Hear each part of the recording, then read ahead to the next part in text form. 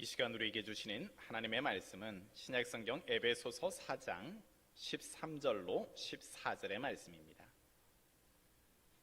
말씀을 봉독해 올리겠습니다.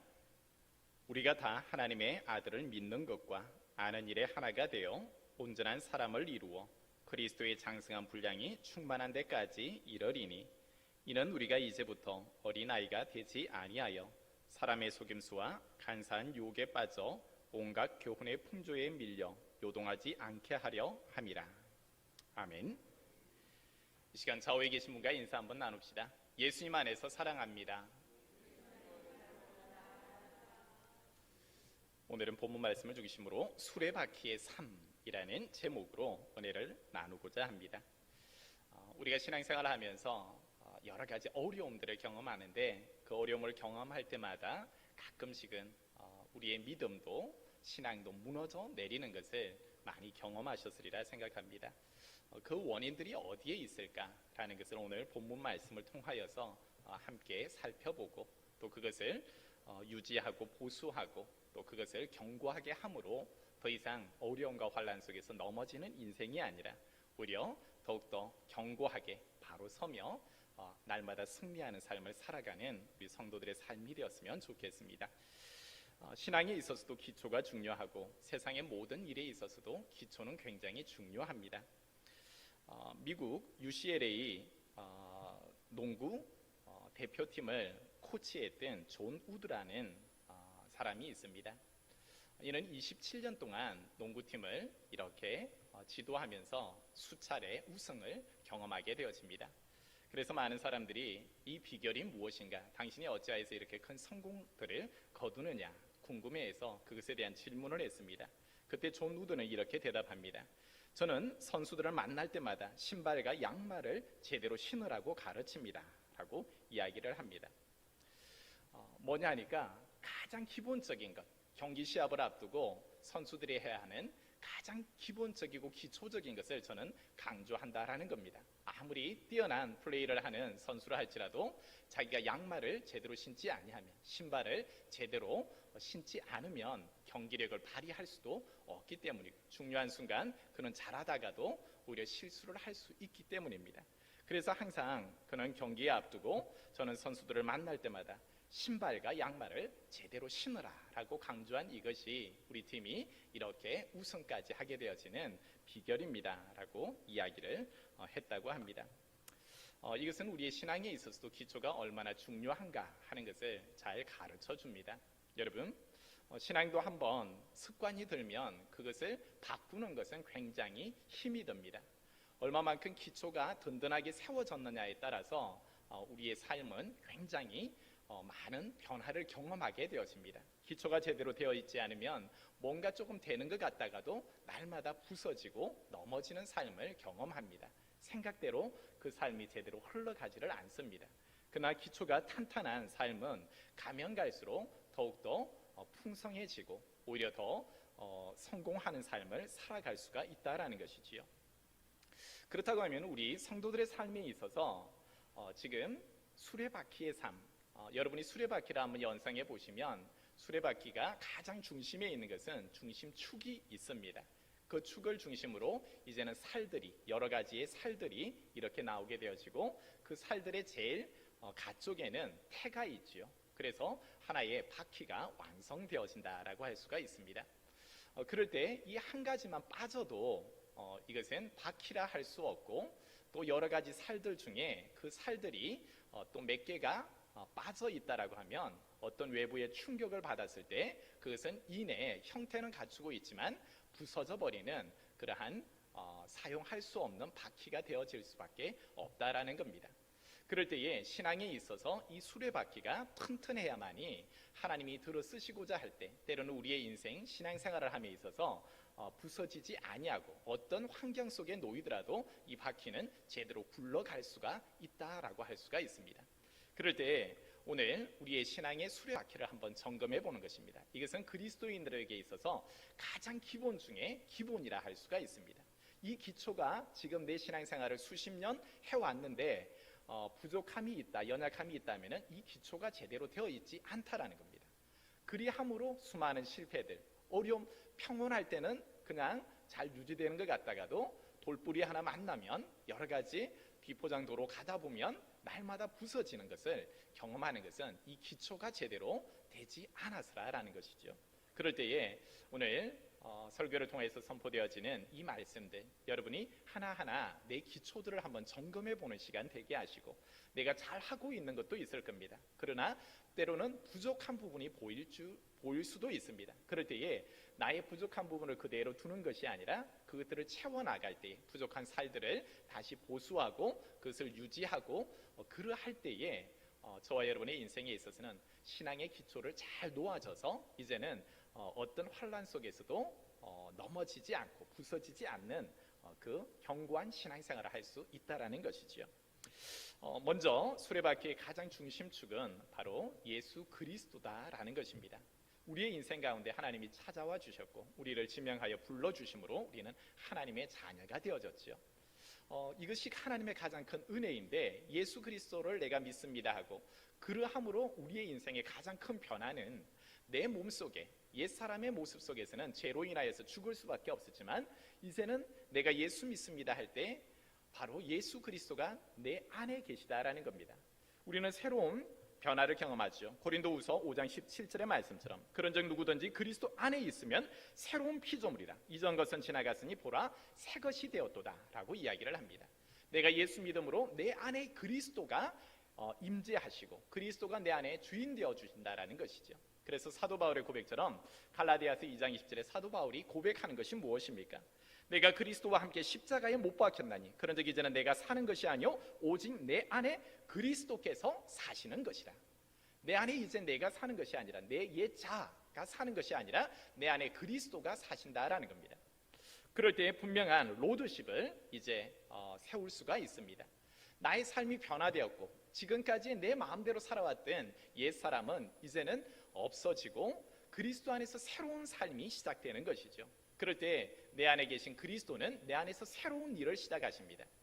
여러분, 군대를 다녀온 남자분들은 아시겠지만 군대의 수많은 지방에서 때로는 해외에서도 군대에 들어옵니다. 그럴 때 다양한 삶을 살아온 사람들, 지식도 다 다르고 여러 가지 생각도 다르고 사고도 문화도 다 다릅니다. 성격이 조용하고 온순한 사람이 있는가 하면 거칠고 때로는 터프한 사람들도 있습니다. 그런데 군대에 들어와서 여러 사람들이 하나가 되어지죠. 여러 가지 훈련들을 거치면서 교육과 훈련을 거치면서 그 사람들은 이제 군인으로, 민간인에서 군인으로 거듭나기 시작합니다. 때로는 모자라 보인 사람도 제대할 쯤 되어지면, 이제 상병 병장쯤 되어지면은 굉장히 멋있고 넘넘한 군인이 되어서 어떤 전쟁이 일어나도 어떤 사건이 터져도 그곳에서 담대히 나아가서 전쟁을 치를 수 있는 그러한 군인으로 거듭나게 된다라는 겁니다. 신앙생활에 있어도 마찬가지입니다. 우리가 예수 믿을 때, 처음 믿을 때는 어린 아이와 같아서 어떻게 해야 할 줄은 모릅니다. 지금 여러분 새신자들이 교회에 처음 왔다 생각해 보십시오. 예배하는데 찬송도 모르겠고 말씀도 모르겠고 여러 가지 설교를 해도 무슨 말 하는지 못 알아듣습니다. 그걸 다 알아듣는다면 천재죠. 그럴 때에 그 하나만 목사님 설교하는 거 못 알아듣겠네? 그러면 교회 다닐 필요 없어. 아이고 예수 믿어보니까 교회 가보니까 아무것도 없어. 그 말은 부분적으로 맞습니다.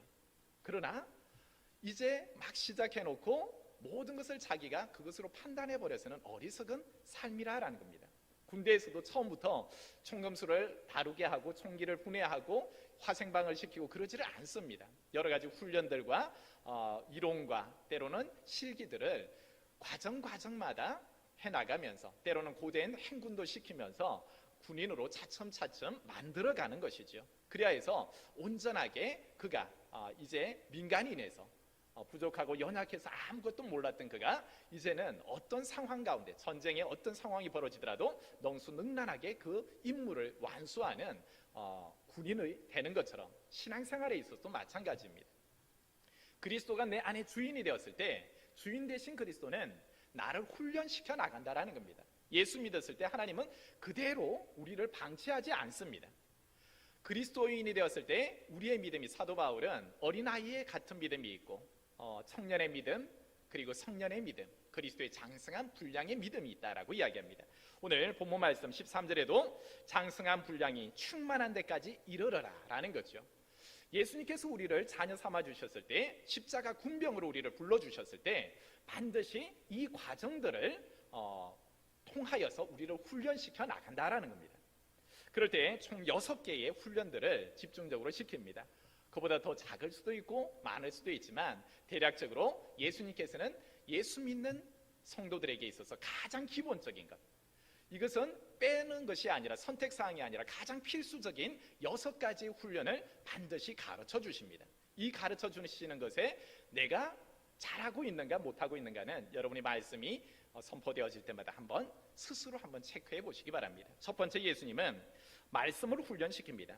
여러분, 그동안에는 우리가 옛 사람의 모습으로 살 때는 하나님이 무슨 말 하시는지 크게 관심 가질 필요가 없었습니다. 그러나 이제 하나님의 자녀가 되었을 때, 하나님의 군대가 되어졌을 때는 하나님 말씀 없이는 살 수가 없습니다. 하나님의 말씀은 구원에 이르는 지식이 있다라고 했죠. 그 말씀이 우리의 삶을 이제 회개하라, 천국이 가까웠다 했던 것처럼 이제는 이 세상에서 죄로 인하여서 죽을 수밖에 없는 우리가 천국의 삶을 살 수 있는 것은 오직 하나님의 말씀이 그 구원에 이를 수 있도록 인도해 간다라는 것입니다. 그래서 우리는 이 말씀을 집중적으로 들어야 한다라는 겁니다. 분명한 로드십 가운데 가장 중요한 것은 이 말씀이라는 겁니다. 주인이 말하는데 대장이 말하는데 여러분, 그 병사들이 오른쪽으로 가라고 하는데 왼쪽으로 가고, 앞으로 가라는데 뒤로 가고, 뭔가 말귀를 못 알아들으면 그는 군인으로서의 역할을 제대로 감당할 수가 없다는 겁니다. 그래서 하나님의 말씀이 가장 예수님께서는 첫 번째로 훈련을 시킵니다. 계시록 1장 3절의 말씀 속에 이 예언의 말씀을 읽는 자와 듣는 자와 그 가운데 기록한 것을 지키는 자가 복이 있나니 때가 가까움이라. 하나님께서는 하나님의 말씀을 읽고 듣고 그리고 그것을 지키는 자가 복이 있다라고 이야기를 하는 것입니다. 오히려 우리에게 이미 주어진 특별 계시로서 주어진 성경을 여러분, 그래서 우리는 읽어야 합니다. 예수님께서 성경을 읽도록 우리에게 요구하고 있는 것입니다. 내가 신앙생활을 하면서 성경 눈이 아파서 피곤해서 못 읽는다, 그것은 그 훈련에서 내가 열애되고 싶어하는 마음이고 사단의 유혹입니다. 하나님의 말씀에 구원에 이르는 길이 있다라고 했죠. 천지의 창조로부터 구원에 이르는 모든 것이 우리에게 준 하나님의 말씀 속에 있습니다. 그래서 여러분들이 이 말씀을 읽어야 하는 것입니다. 뿐만 아니라 주일날 선포되어지는 말씀을 여러분이 들을 수 있어야 하고 그 하나님의 말씀에 반응할 수 있어야 된다는 겁니다. 그리고 그 말씀이 주어질 때 온전히 지키는 자에게 복이 있다라고 말씀하지 않습니까? 내가 말씀을 읽는 가운데 하나님이 주시는 감동들, 그리고 선포되어지는 말씀 속에서 내게 감동 주시는 말씀을 그대로 삶으로 실천해 나가기 시작할 때 나는 건강한 영의 양식을 먹음으로 내 영이 자라나기 시작한다라는 것입니다. 두 번째 훈련시키는 것은 기도를 예수님은 반드시 훈련시킵니다. 예수 믿노라 하면서 기도하지 않는 것은 조금은 아이러니합니다. 예수님께서 기도는 우리가 잘 알듯이 영적인 호흡입니다. 주님과의 하나님과의 대화입니다. 호흡이 끊어지기 시작하면은 여러분, 그 영혼은 죽습니다.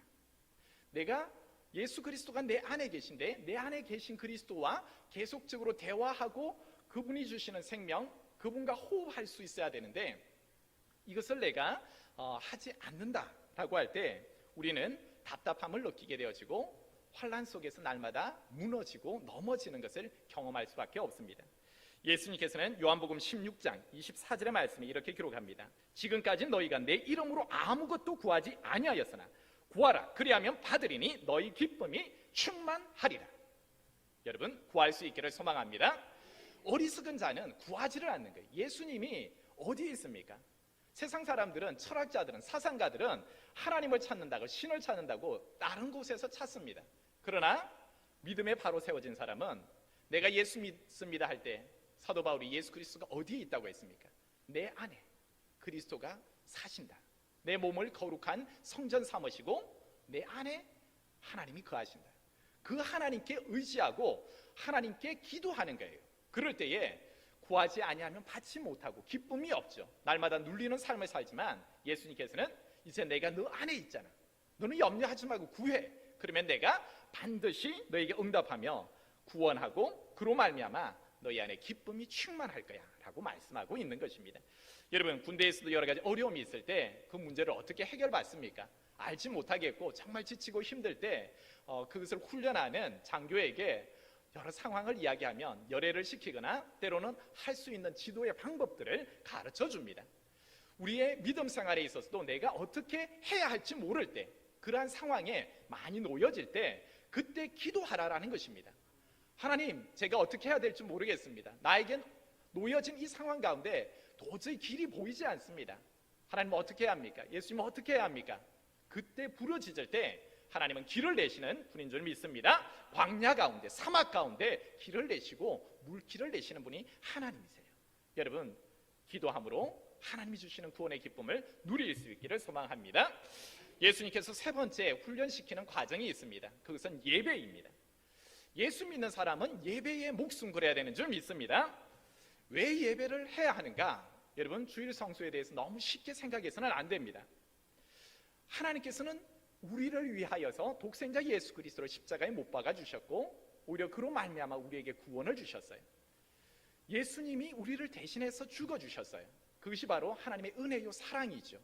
그럴 때 은혜 입은 자가 반드시 나에게 은혜를 주시고 사랑을 주신 분에 대하여서 감사의 반응은 그 예배라는 것입니다.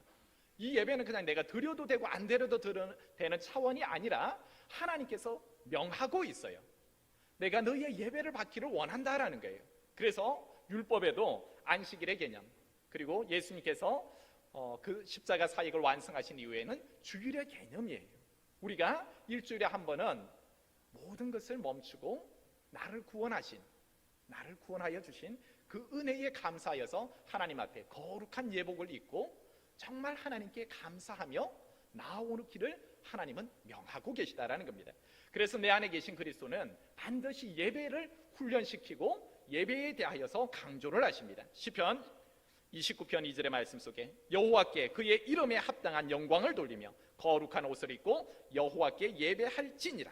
로마서 12장 1절의 말씀 속에서 그러므로 형제들아 내가 하나님의 모든 자비하심으로 너희를 권하노니 너희 몸을 하나님이 기뻐하시는 거룩한 산제물로 드리라. 이는 너희가 드릴 영적 예배니라. 여러분, 내 자신을 온전히 거룩함으로 쳐서 나를 구원하여 주신 그 하나님께 감격의 예배를 날마다 올려드릴 수 있기를 소망합니다. 나의 예배 형태를 보는 거예요.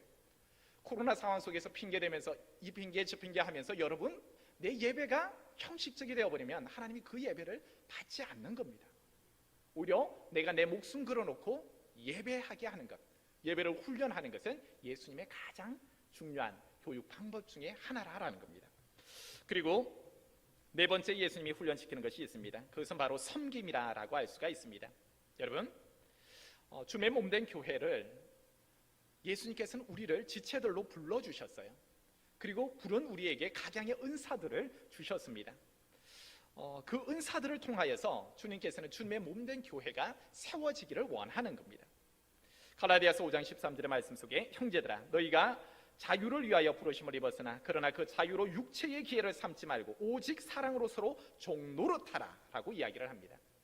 내가 하나님의 자녀로 부름받았지만 내 삶의 자리에서 섬김이 없다라고 생각해 보십시오. 우리가 눈과 코와 귀와 팔과 내장의 모든 기능들이 있는데 그 기능에 따라서 몸은 우리가 건강하게 유지할 수가 있습니다. 내 입이 오늘은 오늘은 정기 휴업, 내 입이 아파서 이제 나 오늘부터 금식. 그러면 금식을 한 달, 두 달, 1년, 2년 하면 내 육체가 죽습니다. 오늘 내가 눈이 피곤하니까 오늘 나의 눈은 사용하지 않겠어. 내 귀가 피곤하니까 귀는 더 이상 듣지 않겠어. 여러분, 내가 그냥 부름을 받았는데 그 기능을 하지 않는다라고 생각해 보십시오. 조금 더 단순하게 생각해서 주님의 몸된 교회를 생각할 때에 주일날 예배 드리는 것, 그냥 예배가 드려지는 것 같지만 여러분, 예배를 위해서 준비하는 수많은 손길들이 있죠. 보이지 않지만 차량으로 운전하며 섬기는 손길들이 있습니다. 보이지 않지만 미리 하루나 이틀 전에 와서 성전을 쓸고 닦고 치우는 사람들도 있습니다. 때로는 코로나 상황 속에서 소독하며 때로는 여러 가지 위생에 신경 쓰는 사람들도 있습니다. 다양한 보이지 않는, 드러나지 않는 곳, 그리고 예배하는 이곳에서도 여러분 방송실 같은 경우에는 특별히 예배에 집중해야 하지만 우리는 그냥 마음 편하게 예배 드릴 수 있지만 여기에서는 소리 하나, 시스템 하나 걱정하면서 집중할 수 없는 가운데서 그렇게 섬기는 손길들도 있습니다. 여러분, 다양한 곳에서 섬김이 없다면, 그 역할들을 하지 않는다면 우리 모두에게 영향력들이 끼쳐진다라는 겁니다. 그럴 때에 에베소서 4장 12절의 말씀 속에 이는 성도를 온전하게 하여 봉사의 일을 하게 하며 그리스도의 몸을 세우려 하심이라. 여러분, 하나님은 반드시 하나님의 성도로 부름받은 자는 그에게 맞는 은사와 달란트를 주시고 그곳에서 반드시 섬기라라고 이야기를 합니다. 오늘 장로님의 기도 속에서도 우리에게 어떠한 부서와 역할들과 이런 것들을 주었을 때 나에게 준 것에 대하여서 여러분 그것을 반드시 섬김으로 거룩한 부담감을 가지고 그것을 아름답게 섬겨가야 한다라는 것입니다. 그러한 섬김으로 인하여서 세워지는 것이 바로 주님의 몸된 교회가 그리스도의 몸이 세워진다는 겁니다. 섬김이 없는 교회는 절대로 세워지지를 않습니다. 섬김이 충만한 우리 교회가 될 수 있기를 소망합니다. 그리고 예수님이 다섯 번째로 훈련시키는 것이 있습니다. 이것은 바로 증거, 바로 전도라라는 것입니다. 하나님의 자녀로 부름받았을 때 하나님은 반드시 그냥 우리가 잘 먹고 잘 살라라는 것, 나 혼자만 잘 먹고 잘 살고 구원받으라는 것을 위해서 우리를 불러주지 않았다라는 것입니다. 예수님께서 마가복음 1장 14절로 15절의 말씀 속에 예수님께서는 오히려 세례 요한이 순교한 이후에 이제 비로소 주님의 일을 하십니다. 무엇이었습니까? 세례 요한이 외쳤던 그 메시지처럼 회개하라, 천국이 가까웠다라고 하면서 복음을 세상을 향하여서 선포하셨다라는 겁니다. 예수님께서도 가장 중점적인 사역이 뭐냐 하니까 복음 사역이었다라는 겁니다. 그래서 마가복음 1장 38절에 이러시되 우리가 다른 가까운 마을들로 가자. 거기서도 전도하리니 내가 이를 위하여 왔노라. 여러분, 복음을 듣지 아니하면 죽습니다. 그러하기에 예수님께서는 한 마을에만 머물러 있었던 것이 아니라 그냥 예수님 제자로 부른 그들만 너희들 예수 믿고 그냥 구원받아, 그 차원이 아니죠. 될 수만 있으면 이 마을에서 복음을 전했다면 또 복음을 듣지 못한 가까운 마을들로 나가서 복음을 전하게 하셨습니다. 마찬가지 제자들을 불러서 예수님께서는 그 전도의 사역을 감당하게 하시지요. 그로 말미암아 참 전도에 미련한 것으로 하나님은 하나님 나라를 확장시켜 나가고 세상 모든 민족을 구원하기를 원하시는 거예요. 그럴 때에 반드시 예수님은 하나님의 자녀에게 전도의 거룩한 부담감을 주십니다.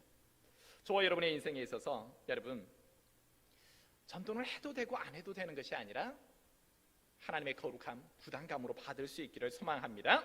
전도는 어떻게 언제 해야 하는가? 디모데후서 4장 2절의 말씀 속에 너는 말씀을 전파하라. 때를 어떤지 못 어떤지 항상 힘쓰라. 범사에 오래 참음과 가르침으로 경책하며 경계하며 권하라 라고 말하고 있습니다.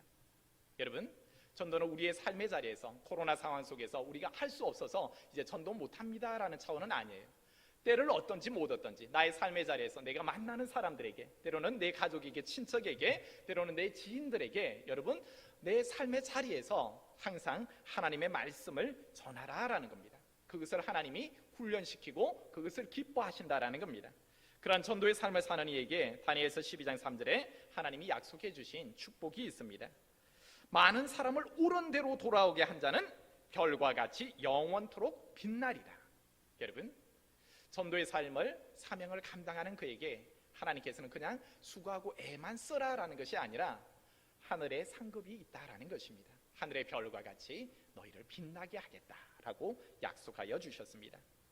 저와 여러분의 인생에 있어서 다른 것들은 잘하고 있는데 혹 전도하고 증거하는 일에 부족함이 있습니까? 특별히 여러분 이제 올해 말을 되어지면 주님의 성전에 새로운 성전으로 우리가 입당할 수도 있습니다. 입당하게 되겠죠. 그럴 때 주님의 성전에 어떻게 해야 되겠습니까? 여러분, 우리에게 준 명하는 이 전도의 사명을 감당함으로 우리가 배가가 될 수 있기를 소망합니다. 다시 한번 나에게 준 주님이 명하시는 이 전도의 사명은 나의 삶의 자리에서 때를 얻든지 못 얻든지 항상 전파하면서 정말 그 영혼들 구원하고자 주님께서 애쓰셨고, 내가 너를 부르는 목적이 너 혼자만의 구원이 아니라 세상 구원과 또한 내 이웃의 그 구원을 내가 원한다라는 그 주님의 마음을 다시 헤아릴 수 있기를 소망합니다. 마지막 6번째, 주님께서 우리에게 교육하는 것이 있습니다. 그것은 바로 교제라고 할 수가 있습니다. 여러분, 우리를 하나님의 지체로 불러주셨을 때 하나님은 먼저 하나님과 우리와의 교제를 원하십니다. 성도와 하나님과의 그 교제가 이루어져서 하나님과 우리 사이에 막힌 담이 허물어지기를 원하셨다면 반드시 또한 우리에게 요구하고 있는 것이 횡적인 교제, 성도와 이웃과의 교제가 반드시 있어져라 라고 이야기를 하고 있는 것입니다. 여러분, 이 교제가 왜 중요한가 라고 생각할 때 여러분, 교회의 구성원들을 한번 생각해 보십시오. 제가 앞서 말씀드린 군대와 같이 다양한 삶의 자리에서 예수님으로부터 부름을 받았습니다. 뛰어난 사람도 있고 연약한 사람도 있습니다. 남녀노소 뭔가 이해하는 폭들이 다 다를 수가 있습니다. 그럴 때에 어린 아이와 같은 이가 있고 나는 믿음이 장성한 분에 있는 분도 계십니다. 그럴 때에 이 교제가 일어나지 아니하면 믿음이 연약한 이는 누구에게서부터 배우겠습니까? 하나님이 직접 그에게 음성을 들려주어서 너는 이렇게 해라 직접적으로 지도해 주겠습니까? 믿음이 약한 어린아이들은 하나님의 음성 듣는 것도, 기도하는 것도, 예배하는 것도, 말씀 읽는 것도 어떻게 해야 될 줄은 모릅니다. 그럴 때 하나님께서는 이 성도의 교제를 통하여서 그 부족한 부분들을 채워가는 줄 믿습니다. 그래서 믿음이 있는 사람은 연약한 이들에게 정말 낭만과 실망과 좌절 가운데 어떤 인생의 어려움 가운데서 어찌해야 할 바를 모르는 그에게 가서 오히려 하나님의 말씀으로 권면하는 겁니다. 나누는 겁니다. 나도 너처럼 어려운 때가 있었어. 그때 나는 하나님께 기도했더니 하나님께서 이 길들을 열어주셨어. 내가 하나님께 간절히 사모하며 이 일들을 하나님이 마음에 감동 주시는 것을 행했더니 하나님은 또 다른 길들을 열어주시면서 정말 크고 위대한 일들을 해나가셨어. 여러분, 신앙의 말, 권면의 말, 사랑의 말, 이런 것들은 믿음이 연약한 자들이 내가 신앙생활을 어떻게 해야 되는지 알게 합니다. 그들의 믿음이 자라나게 합니다. 오히려 믿음이 연약한 자들은 어떻습니까? 예배 생활도 그냥 바쁘면 안 나오고 여러 가지 핑계 대면서 안 나올 수 있습니다. 그러나 예배의 목숨 한번 걸어봐. 전능하신 하나님께서는 목숨 거는 안식일, 유대인들이 안식일을 목숨 걸고 지켰더니 하나님께서 그의 일생을 지켜주셨어. 너의 인생 또한 하나님께 목숨 걸고 한번 예배해봐. 그러면 하나님이 지켜주실 거예요. 그럼 초신자들이 어떻게 처음 신앙을 하게 될까요?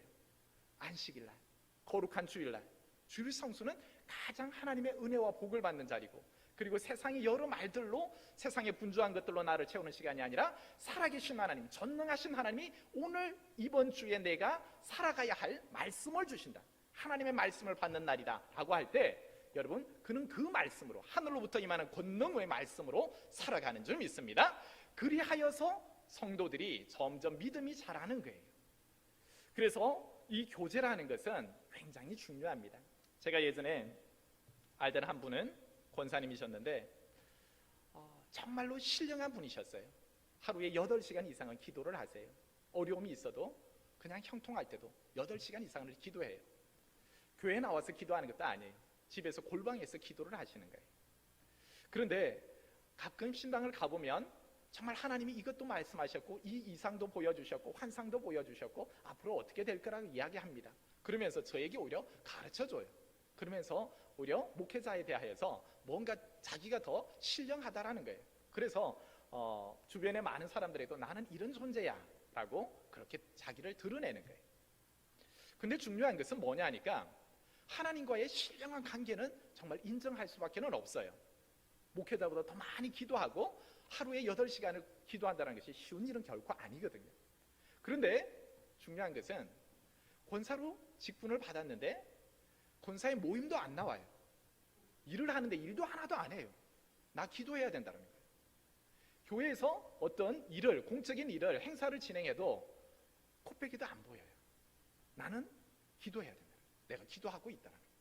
여러분, 삶에 있어서 하나님과의 교제는 있지만 성도와의 교제가 없는 거예요. 그냥 자기 혼자 신령하고 자기 혼자 신앙생활을 하면 되는 것 같이 생각하는데 하나님은 그러라라고 우리를 훈련하지는 않습니다. 예수님은 우리에게 있어서 반드시 공동체 연약함이 있는 이들에게 너가 사랑의 말, 은혜의 말, 때로는 복음으로 건면하고 그들의 연약한 부분들을 채워주면서 오히려 그들이 일어날 수 있도록 하고 그 어린아이들이 자라날 수 있도록 해주라라는 겁니다.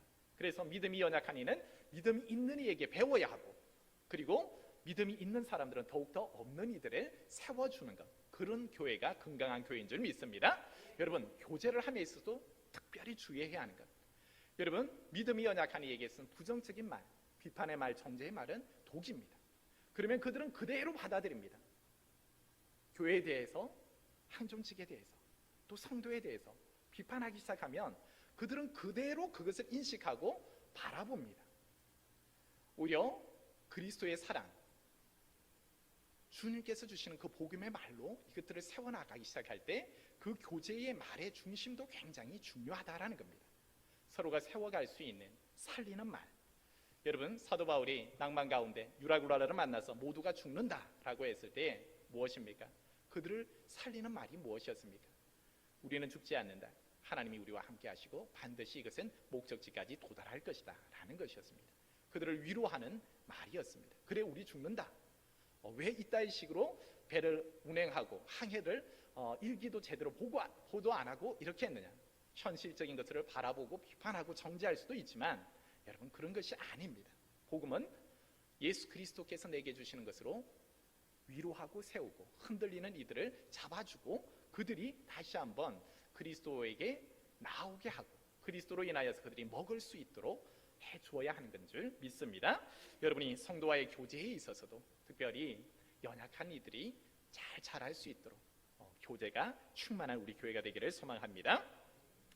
하나님께서는 이렇게 그리스도를 우리 안에 중심축으로 주셨고 그리스도가 내 안에 계시게 하셨고 그리스도는 우리를 하나하나 훈련시켜 나갑니다.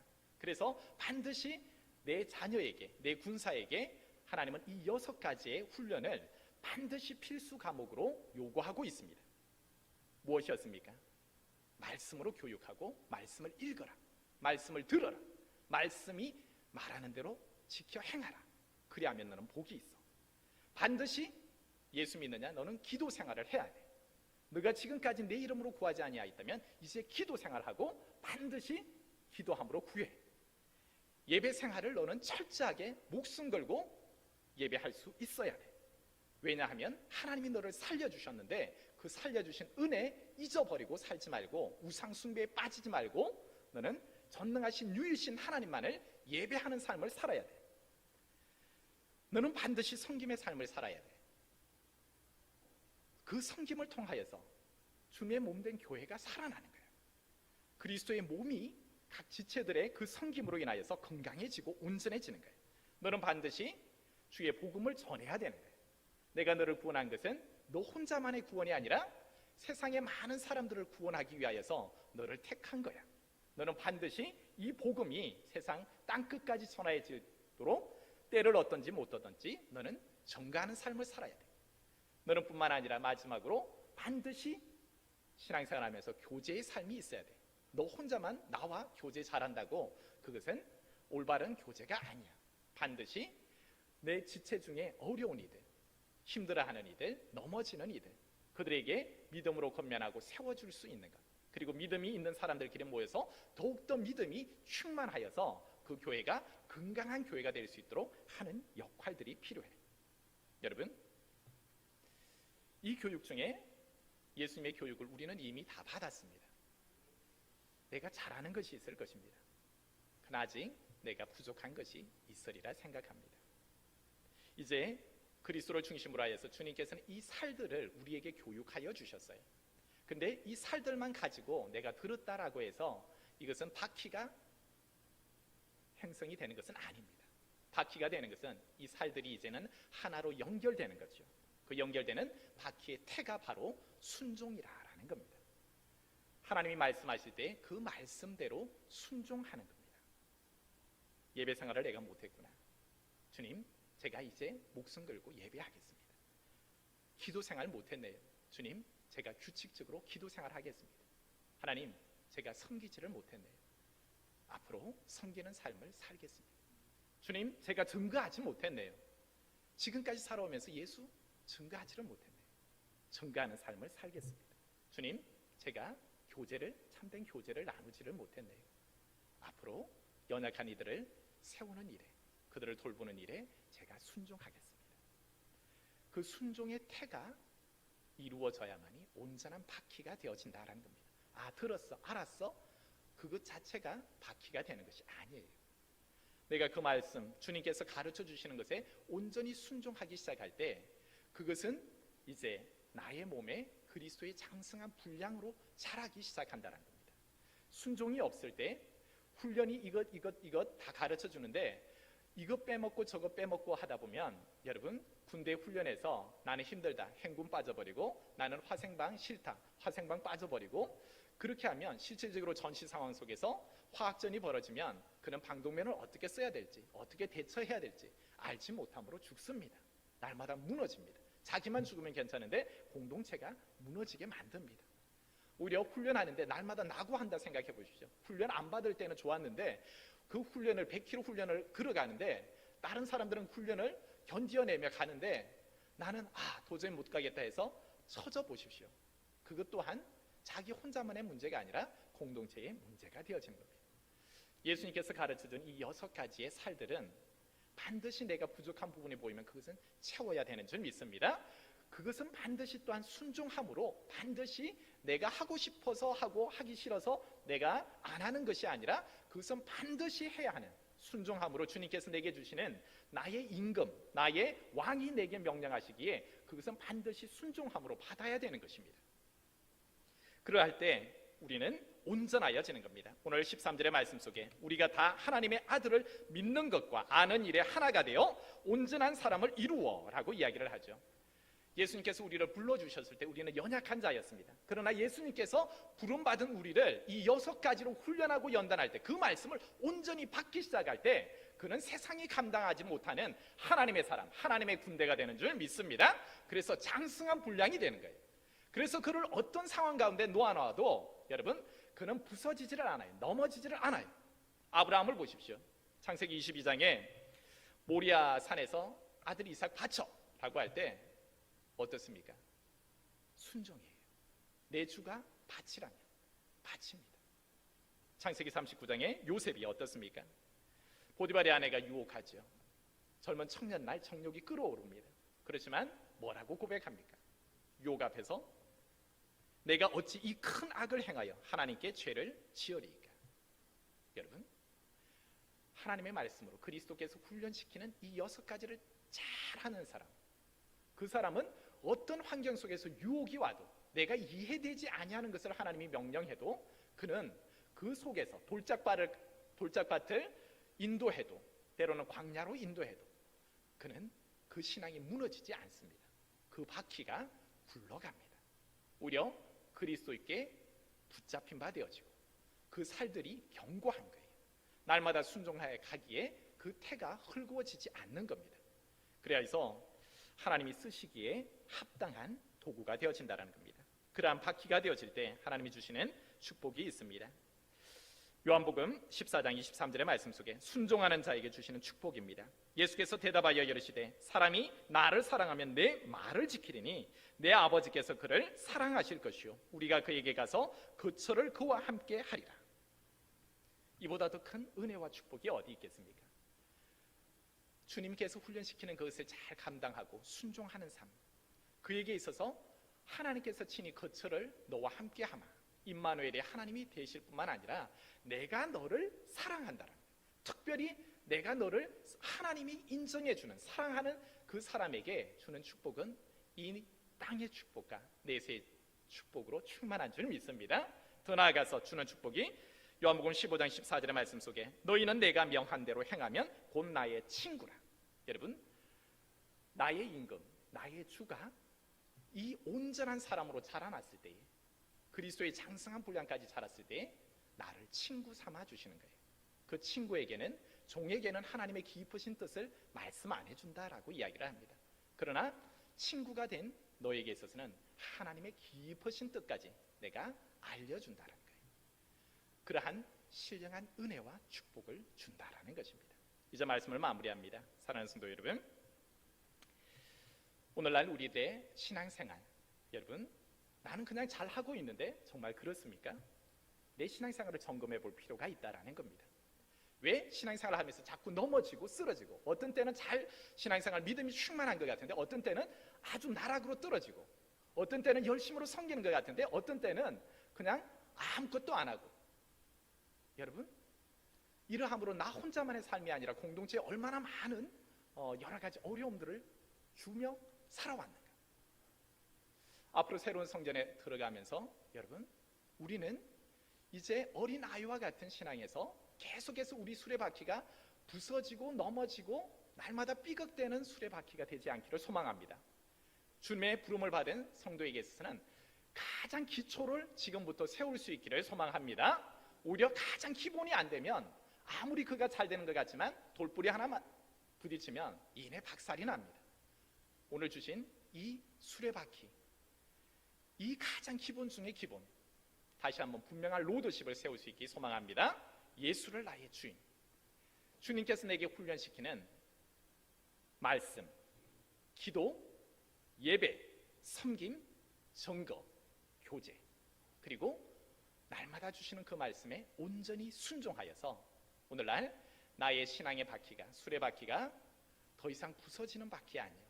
정말 예수 그리스도께서 함께 하심으로 오히려 세상의 어떤 환난과 돌뿌리를 만난더라도 그것을 넉넉히 이겨나가고 넘어가는 그러한 건강한 수레바퀴가 되어서 정말 세상의 환난들이 닥치지만 그 환난에 주저하고 두려워하는 것 아니라 예수 그리스도의 이름으로 기도하고 구함으로 훈련받은 대로 선포함으로 그 모든 것을 넉넉히 이기고 승전가를 주님께 올려드리는 저와 여러분의 인생 되기를 축복합니다.